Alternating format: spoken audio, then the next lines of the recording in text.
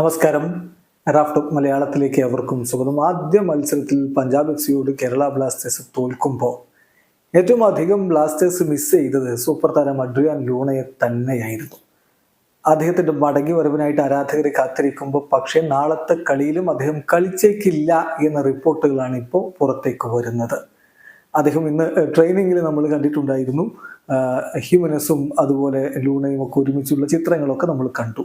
പക്ഷേ നാളെ അദ്ദേഹം കളിക്കില്ല എന്ന് കോച്ച് മിക്കായൽ സ്റ്റാറെ തന്നെ പറയുന്നു.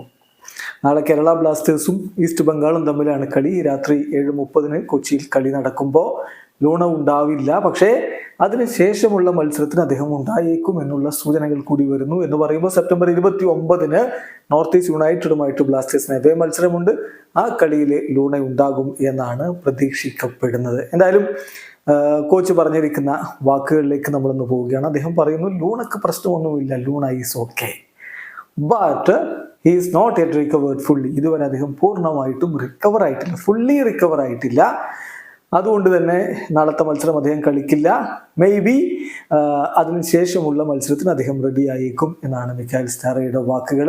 തീർച്ചയായിട്ടും ലൂണക്ക് ഇൽനെസ് ഉണ്ട് എന്ന് കഴിഞ്ഞ കളിക്ക് ശേഷം മിക്കായൽ സ്റ്റാറെ സ്ഥിരീകരിച്ചിരുന്നു. അദ്ദേഹത്തിന് ഫ്ലൂ ലൈക്ക് ഇൽനെസ് ആണ് എന്നുള്ള വാർത്ത അതിന് മുമ്പ് തന്നെ വന്നിരുന്നു. എന്തായാലും അതിൽ നിന്ന് അദ്ദേഹം മുക്തനായിട്ടുണ്ട്. അദ്ദേഹം ഓക്കെയാണ്, പ്രശ്നങ്ങളൊന്നുമില്ല. പക്ഷേ ഫുള്ളി റിക്കവേർഡ് ആയിട്ടില്ല എന്ന് കോച്ച് പറയുമ്പോൾ നാളത്തെ കളിക്ക് അദ്ദേഹം ഇല്ലെങ്കിലും അതിനുശേഷം ലൂണ കളിക്കാൻ ഇറങ്ങും എന്ന് തന്നെയാണ് നമ്മൾ പ്രതീക്ഷിക്കുന്നത്. വീഡിയോ അവസാനിക്കുന്നു. ഫുട്ബോൾ ലോകത്തെ കൂടുതൽ വിശേഷങ്ങളുമായി റാഫ്റ്റോക്സ് എത്താം.